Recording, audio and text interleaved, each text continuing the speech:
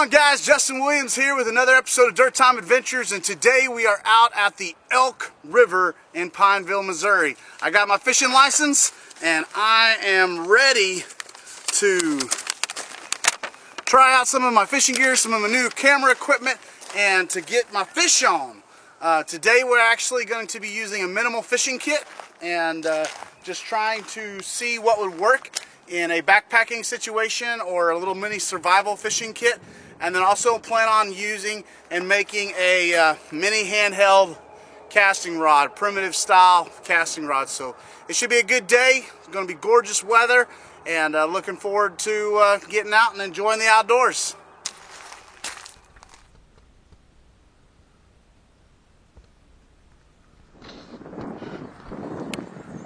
Well, I couldn't ask for a more beautiful day. Got a beautiful scenery here. Got a gorgeous kind of bluff backdropping. Some little water inlets here. And got the river, the Elk River running back over here. And tried fishing a little bit. But every time I come upon a new body of water, it's like trying to learn all over again. But figure while we're here, other than just fishing, I want to try to make a primitive pocket fishing kit. And so let's get to it. Well, I found this piece of driftwood here that I plan on using to make my primitive fishing kit. Now what I'm looking for is something that's about 10 to 12 inches, straight piece that I can get. And what we're going to do is we're going to make a handle, and then we're going to taper it to a rounded point. And it's going to give us our little pocket fishing casting system. It's a little bit of a primitive style method, but it works.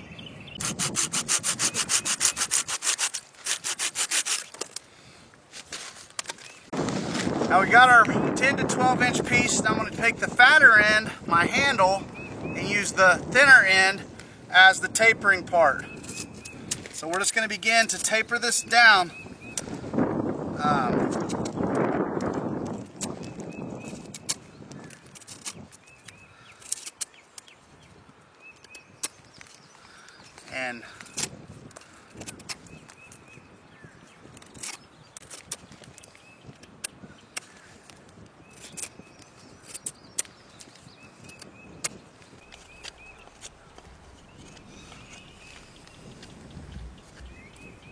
And you just want to begin to really round it off. You want it as smooth as possible so the string has nothing to get caught up on. Go ahead and remove the outer bark if you want on the handle area, if it's going to make it more comfortable for you, because you want it to be comfortable in your hand as you cast it out and be able to grab it with your thumb and cast it out. So that's kind of the shape you're wanting to take on. And like I said, you just want to get it as rounded off as you can towards the casting area. And so I didn't get it tapered off as perfectly as I'd like, but you know, that's all for the books. I'm telling you guys, just get this, like I said, the end that's fatter, a good grip, taper off the end. And what we're going to do now is going to cut out a notch in the sides here for us to attach our cordage. So if you wanted to stay truly primitive with it, you could get you a piece of flint and, you know, flake it out and actually be able to make your notch with this as well. So it's more than capable of doing your task. I would just spend a little bit more time shaping this flint to where it was more usable. So I'm pretty much just wanting a U-notch in it on both sides to help give the string something to stick into. And so we're just gonna use our knife here for the expediency.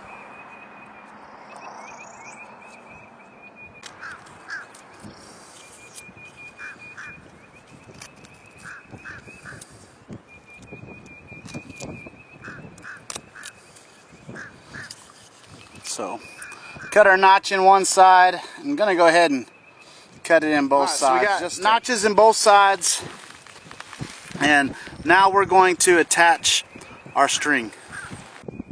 So in a true survival or primitive setting, you would actually take a form of stinging nettle or a dog bane and actually do like a reverse wrap cordage. But for time's sake today, and trying to keep it somewhat traditional, we're going to use jute twine. So when attaching your cordage to the primitive casting mechanism, you want to use some type of restricting knot or something that's not going to come loose. You wouldn't necessarily want to do a clove hitch on this one, because as it unwinds, it could unwind your clove hitch. So we're just going to do a simple square knot on it, and you could do a bowline or a couple different things, but we're going to go with a square. And so with this main line attached now, we're going to go up farther than past our hand and start wrapping .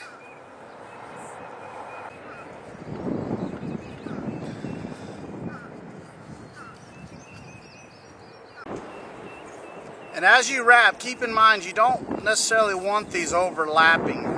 You can to a degree, but you kind of want to keep them from overlapping. And just get out towards the tip.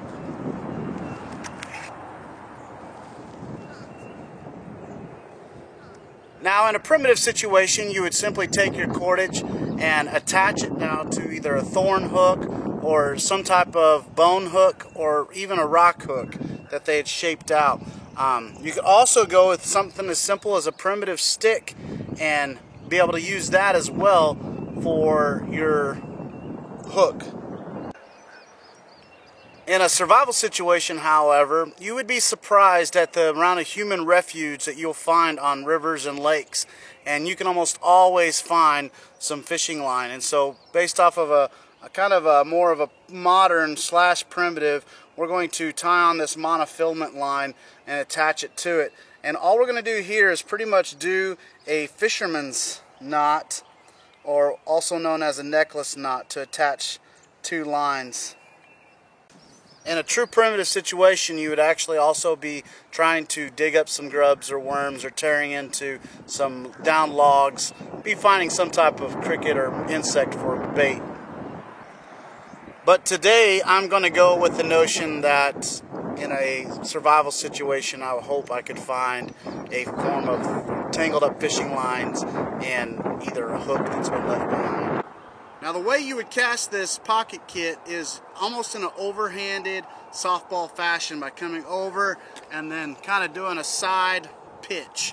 And so let's give it a shot.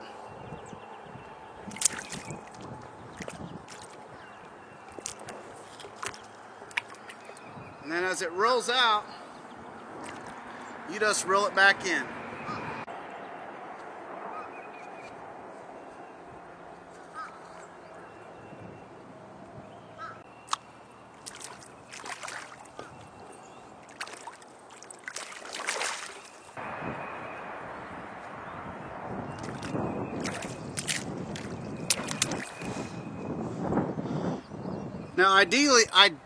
Now ideally, you would want to use a bait that you would actually cast out and leave, and then reel in once you got a fish on the line, because it really can become a hassle to have to cast it out and reel it in each and every time, because what you're trying to do on your cast is get all your lines lined up perfectly so that they don't overlap.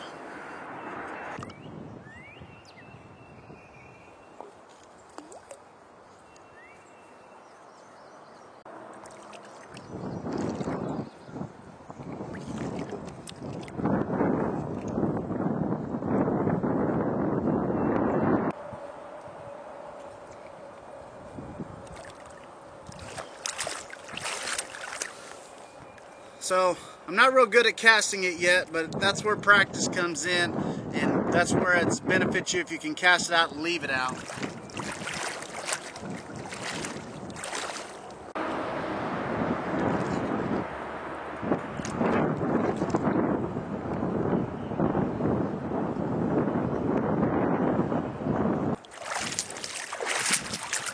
So after you cast it out there, you just kind of leave it. That's where a live bait works best for this type of setting. But once you catch it, you know, it's a simple thing. You can hold the back end of it and yank, and get your setting your hook, and then just begin to wrap it around it to reel it in. Well, I want to thank everybody for tuning in to my primitive pocket fishing kit. I hope you guys could get out there and just try it and give it a shot. As with any primitive skill, it requires practice and trial and error. And as you practice, feel free to try some different casting methods. You know, a side cast. I don't know how well an overcast would do, but an undercast.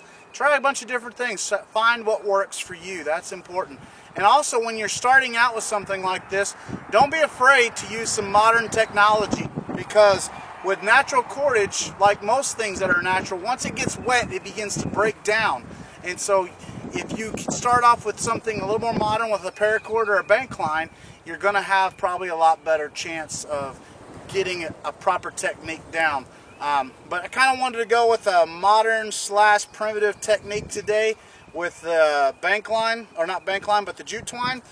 And so the jute twine, it worked pretty good. It did tend to break down a little bit after a little bit of use, and longevity is just not going to be there for it. But I definitely encourage you to try using a bank line, some type of braided line, or a monofilament line, and you're going to have a lot better longevity and probably effectability by using it.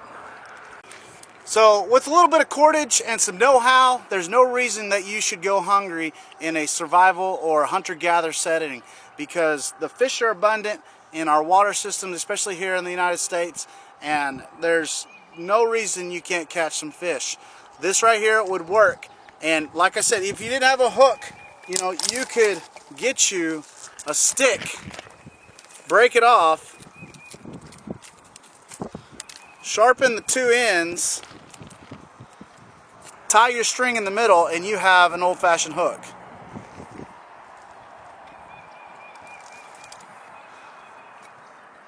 Now, of course, you would point off the ends to make them sharp pointed, so that way whenever the fish swallowed the hook and you pulled the string in the center, it would set it, and the points would stab into its sides. So all in all, primitive fishing is possible. But I encourage you guys, get out there, try some different methods, and get into the water. It's a beautiful time of year to be at the water's edge.